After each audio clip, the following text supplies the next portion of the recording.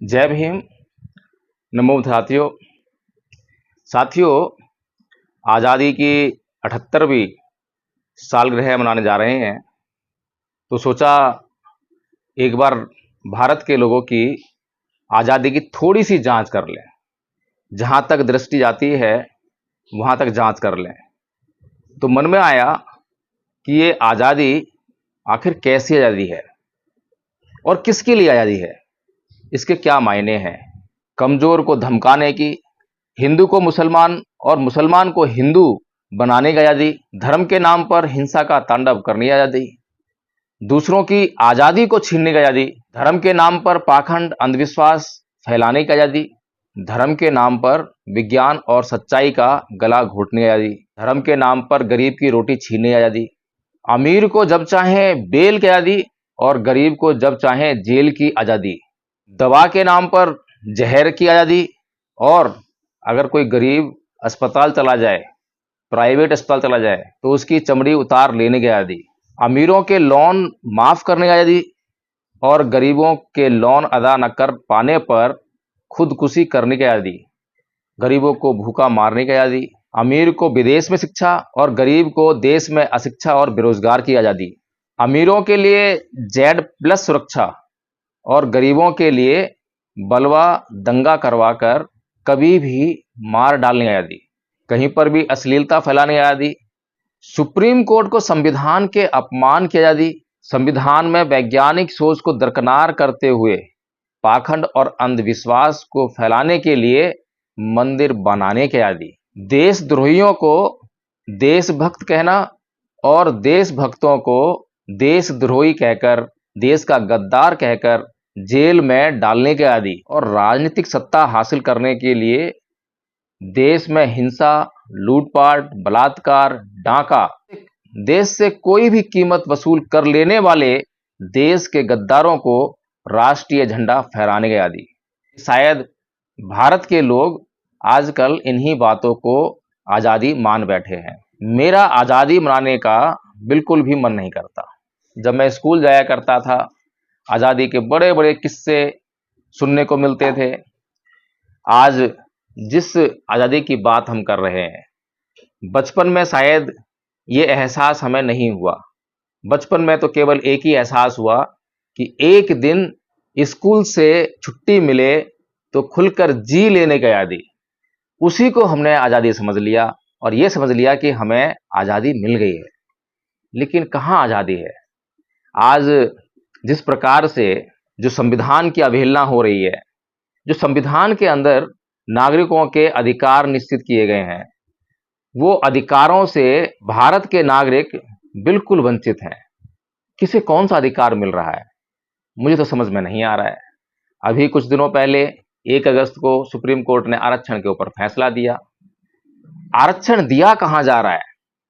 आरक्षण दिया जा रहा होता तो शायद आरक्षण की बात को समझ में आती, लेकिन आरक्षण के नाम पर एक धोखा जो है देश के लोगों को दिया जा रहा है। आरक्षण तो जब दिया जाएगा जब देश के लोगों को शिक्षा मिलेगी, लेकिन शिक्षा ना मिले इसके इंतजाम किए जा रहे हैं। स्कूल कॉलेज बनाने चाहिए तो वो बंद किए जा रहे हैं।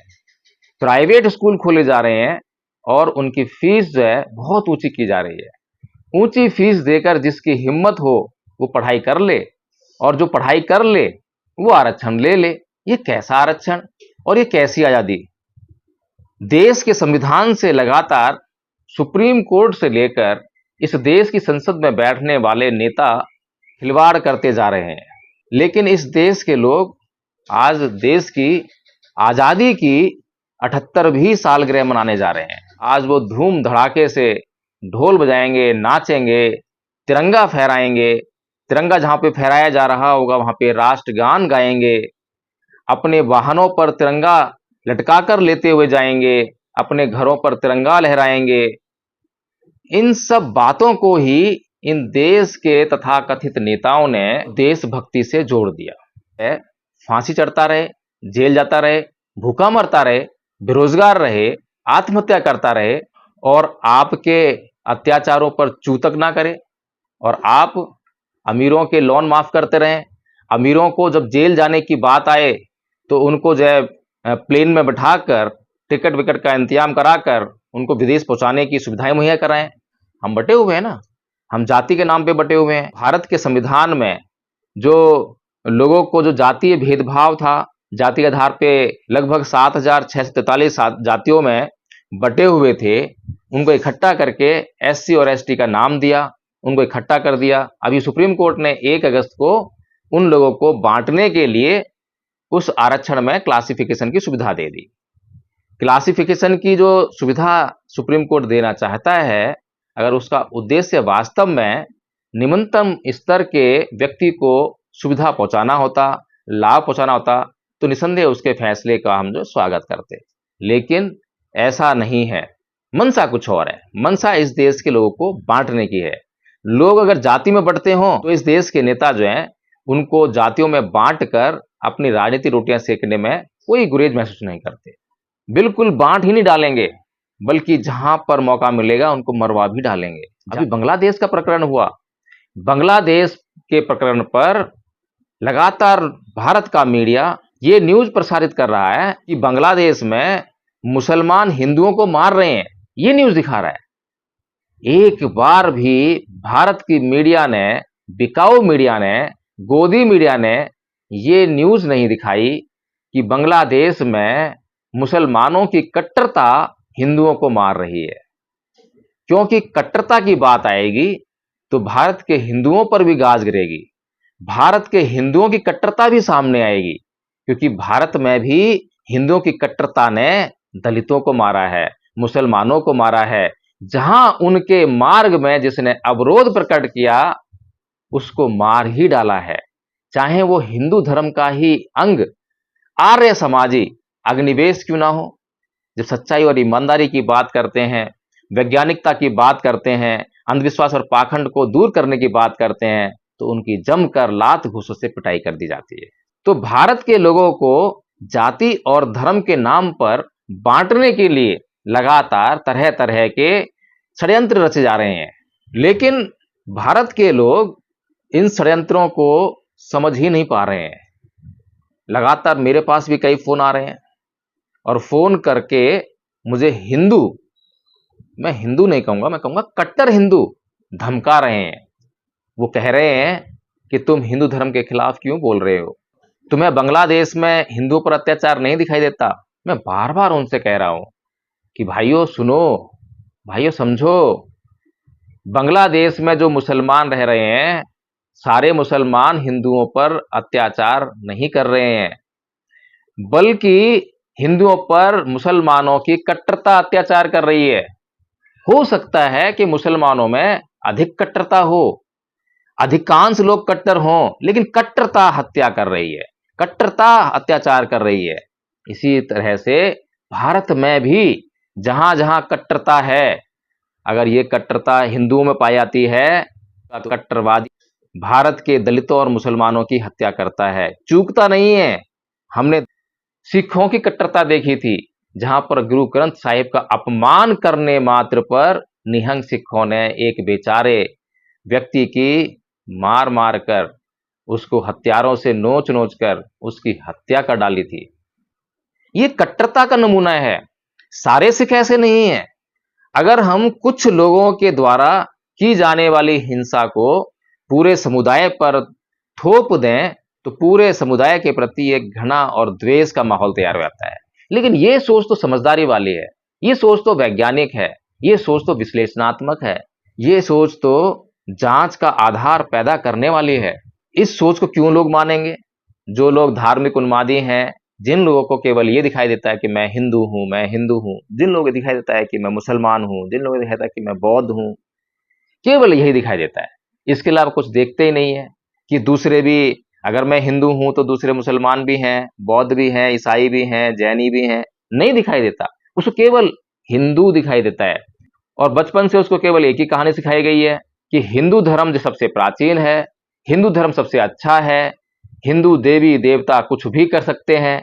तो फिर वो हिंदू जो है किसी भी मुसलमान को क्यों देखेगा, किसी भी बौद्ध को क्यों देखेगा, किसी भी ईसाई को क्यों देखेगा, उनकी बातों को क्यों जांच करेगा, क्यों उनके धर्म की जांच करेगा, क्यों ये जांच करेगा कि धर्म क्या होता है, क्यों ये जांच करेगा कि क्या धर्म जो होता है, जिस लिए होता है, क्या वास्तव में वो काम कर रहा है या नहीं कर रहा है? अगर मेरे लिए धर्म काम नहीं कर रहा है, तो मैं क्यों ना धर्म को चेंज कर लूं? ये सब नहीं सोचेगा। ऐसे ही एक मुसलमान जिस घर में पैदा हो गया, वो मुसलमान का घर था, मुसलमान घर में पैदा हो गया, तो मुसलमानों ने उसको लगातार अपने धर्म की बहुत बड़ी बड़ी कहानियां सुनाई, बढ़ाई सुनाई और चमत्कार के किस्से सुनाए, और ऐसा विश्वास उसको दिला दिया कि जो कुछ है सो अल्लाह ताला है, अल्लाह ताला के अलावा कुछ और है ही नहीं। अगर इस पे ईमान लाए तो ठीक, जन्नत मिलेगी, और ईमान नहीं मिलाए तो जहन्नुम मिलेगा, काफिर हो जाओगे, पता नहीं क्या क्या कर डालते हैं। इसी तरह से दुनिया के सारे धर्मांध लोग धर्म के नाम पर अंधविश्वास और पाखंड, अंधश्रद्धा के भीतर जीने के लिए मजबूर हैं। जीने के लिए इसलिए मजबूर हैं क्योंकि इस देश के जिन लोगों के कंधों पर उनको समझाने की जिम्मेदारी थी, उनके भीतर वैज्ञानिक सोच पैदा करने की जिम्मेदारी थी, वो अपनी जिम्मेदारी से भागते नजर आए। जब सुप्रीम कोर्ट के पास अयोध्या में राम मंदिर का मुद्दा आया, तो उसकी ऐतिहासिक जांच करने की बजाय, उसकी ऐतिहासिकता में जाने की बजाय, संविधान की गरिमा को समझने की बजाय, संविधान के भीतर साइंटिफिक टेम्परामेंट को परिभाषित करने की बजाय, अंधविश्वास, पाखंड और अंधश्रद्धा को परिभाषित करने की बजाय, सुप्रीम कोर्ट भावनाओं के आधार पर, भावनाओं का रखवाला बनकर अयोध्या में हिंदुओं का राम मंदिर बनाने की इजाजत दे देता है कि जाओ राम मंदिर बनाओ, और राम भद्राचार्य से कहो कि ये स्टेटमेंट दे कि जो बीमार पड़ जाए उसे हनुमान चालीसा का पाठ करना चाहिए, राम मंदिर जाना चाहिए, रामलला के दर्शन करने चाहिए। और जब राम भद्राचार्य उसके 4 दिन बाद ही बीमार पड़ जाए, तो वो ना तो हनुमान चालीसा का पाठ करे, ना राम मंदिर में रामलला के दर्शन करने जाए, वो सीधे बड़े से बड़े हॉस्पिटल जाए। ये धोखा, ये षड्यंत्र इस देश के लोगों से लगातार किया जा रहा है। और इस देश के लोग मूर्ख हैं, मैं मानता हूं मूर्ख हैं, लेकिन मूर्खता जो है अपराध भी है। जब लोग जानबूझकर भावनाओं के नाम पर, चाहे वो धार्मिक भावनाएं, जातीय भावनाएं, किसी भी प्रकार की भावना हो सकती है, जब जिस भावना का संबंध सच्चाई से ना हो, ईमानदारी से ना हो, वैज्ञानिकता से ना हो, लाभ और हानि से ना हो, कल्याण और अकल्याण से ना हो, तो फिर हम उसे जो है अपराध ही कहेंगे। और अपराधी को रोकने के लिए, अपराधी को अपराध से रोकने के लिए कानून की व्यवस्था की जानी चाहिए, कानून का सहारा लिया जाना चाहिए। तो साथियों, आज भारत की 78वीं आजादी हम मना रहे हैं, तो उसका सिर्फ एक ही मायना है, वो है अंग्रेजों की गुलामी से आजादी। अभी हमारे जीवन में जो रियल आजादी है, जो रियल इंडिपेंडेंस है, वो नहीं आई है। वो जब तक आप चहु ओर से विकास ना कर लो, हर एक व्यक्ति जो इस देश में जन्मा है भूख के कारण आत्महत्या ना कर रहा हो, लोन न चुकाए जाने पर आत्महत्या ना कर रहा हो, और बेरोजगार से पीड़ित ना हो, रोग से पीड़ित ना हो, हर एक व्यक्ति जब तक खुशहाल ना हो, तब तक हम ये नहीं कह सकते कि हम आजादी मना रहे हैं। हमें आजादी मनाने का कोई अधिकार नहीं है, बल्कि जिस दिन हमें आजादी मनानी है, उस दिन हम चिंतन करें, मनन करें, प्लानिंग करें, नीतियां बनाएं कि अब तक हम कहां तक चलकर आए हैं, अब तक हमने जो है क्या अपराध किए हैं, क्या पाप किए हैं, और उन पापों को, अपराधों को कैसे दूर करके अब पुण्य कर्म करने हैं, और इस देश के लोगों को खुशहाल बनाना है। तो साथियों, इसी साथ मैं अपनी बात समाप्त करूंगा। जय भीम, नमो बुद्धाय।